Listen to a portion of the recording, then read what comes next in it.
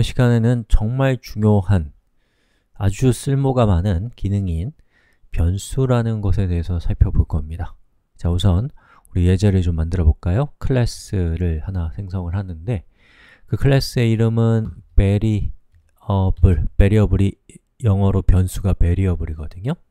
그리고 메인을 체크하시고 finish, 그리고 한번 예제를 만들어 봅시다. 자, 변수는 변할 수 있는, 자, 그 값이 변할 수 있는 문자를 우리가 변수라고 하거든요, 수학에서는. 예를 들어서 a는 1이라고 이렇게 했을 때 이제부터 a는 1인 거예요. 그런데 다른 컴퓨터 언어들과는 다르게 자바와 같은 컴퓨터 언어들은 그냥 이렇게 하면 에러가 나요. 밑에 빨간색으로 밑줄이 쳐져 있잖아요. 그건 왜 그러냐면 여러분이 변수를 이렇게 만들 때 저 변수 안에 어떤 데이터 타입이 들어갈 수 있는지를 변수를 만들 때 여러분이 지정을 해 주셔야 되거든요. 예를 들면 여기 있는 요 1이라고 되어 있는 저것은 데이터 타입으로 치면 우리가 지금까지 넘버라고 했지만 이제 우리 조금 더 정확한 표현을 알아야 됩니다. 예. 자, 저기 있는 저 숫자 1은 인티저예요. 인티저는 정수라는 뜻이고요. 정수는, 그럼 자연수는 뭐죠? 1, 2, 3, 4, 5, 6, 7, 8, 9 이런 숫자가 자연수고 거기에 0과 마이너스 1, 2, 3, 4 이것들을 다 합치면 걔를 정수라고 해요. 그래서 여러분이 앞에다가 int라고 이렇게 붙여주면 a는 1인데 1이라고 하는 이 숫자는 정수기 때문에 이 a라는 저 변수에 담길 수 있어요. 자, 말이 좀 어려운데 자, 일단 실행을 시켜봅시다. a 이렇게 하고 제가 실행하면 결과는 어떻게 될까요? a라는 이 문자는 이제 값이 뭐라고요? 정수 1이라고요. 자, 실행을 시켜보면 보시는 것처럼 1이 잘 출력되는 것을 볼 수가 있습니다. 자, 그런데 우리가 사용하는 숫자는 저런 정수 말고요. 소수점이 있는 숫자도 우린 쓰잖아요. 만약에 이렇게 한번 해볼까요? 1.1 이렇게 되면 이렇게 밑줄이 쳐지죠. 뭔가 문제가 있다는 뜻이죠. 자, 이거는 왜 그러냐면 자, 보세요. 우리가 b라고 하는 변수에는 어떤 데이터 타입만 올 수 있다고 해놨어요? 인티저, 즉 정수가 올 수 있다고 했는데 1.1은 아까 제가 말씀드린 이 정의에 따르면 정수인가요? 아닌가요? 정수가 아니에요. 이런 걸 뭐라고 하냐면 real number, 실수라고 합니다. 실수. 그래서 실수는 무한히 많죠. 그리고 마이너스 2.0, 마이너스 1.0, 0, 1.0, 2.0 또 무한히 많고요.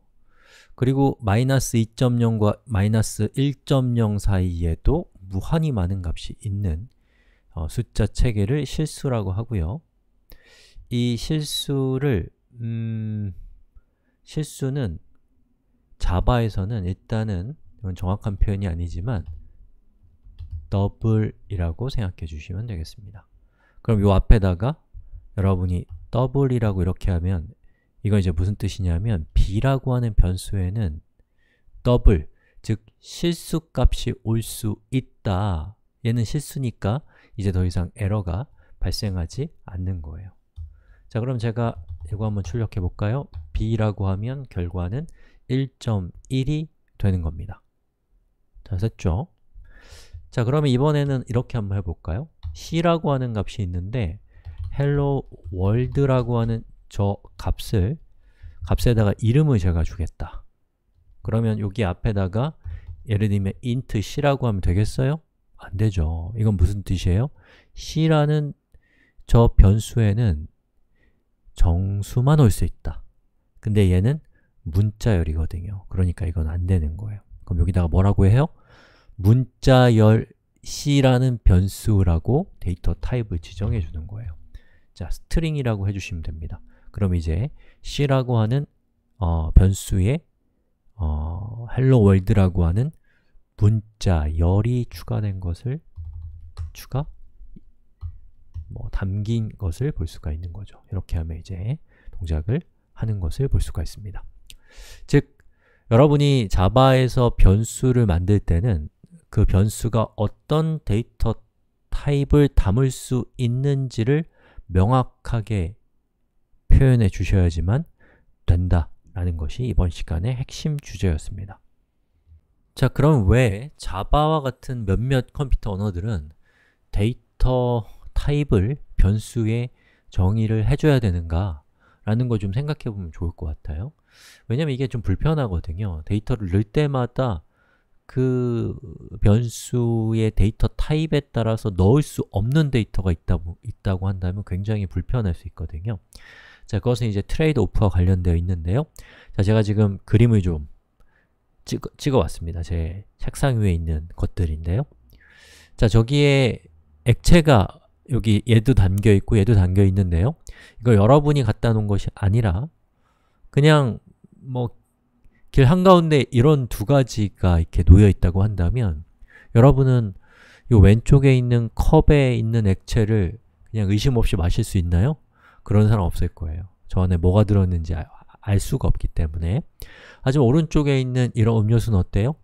저기에 있는 저게 음료수라고 적혀 있고 누가 뜯은 흔적이 없다면 우리는 의심 없이 저기에 있는 액체를 마실 수 있을 겁니다. 즉, 자바와 같은 컴퓨터 언어들의 변수는 이 오른쪽에 있는 이런 음료수의 그 용기와 같은 거예요. 그래서 이 변수에는 반드시 정수가 온다 또는 문자열이 온다라고 이렇게 정의를 해놓으면 그것이 아닌 정보가 들어갈 때 아예 자바가 컴파일이 안 돼요. 동작을 안 한단 말이에요.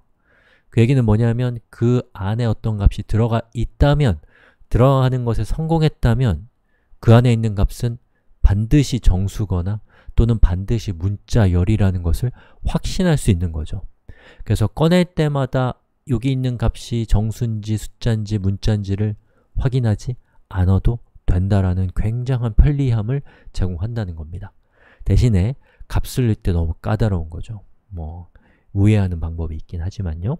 바로 이런 이유 때문에 이 자바 같은 컴퓨터 언어는 변수의 데이터 타입을 지정하는 겁니다. 어때요? 이렇게 생각하니까 굉장히 좋은 기능이라는 생각이 드시죠? 자, 이번 시간은 여기까지 하겠습니다.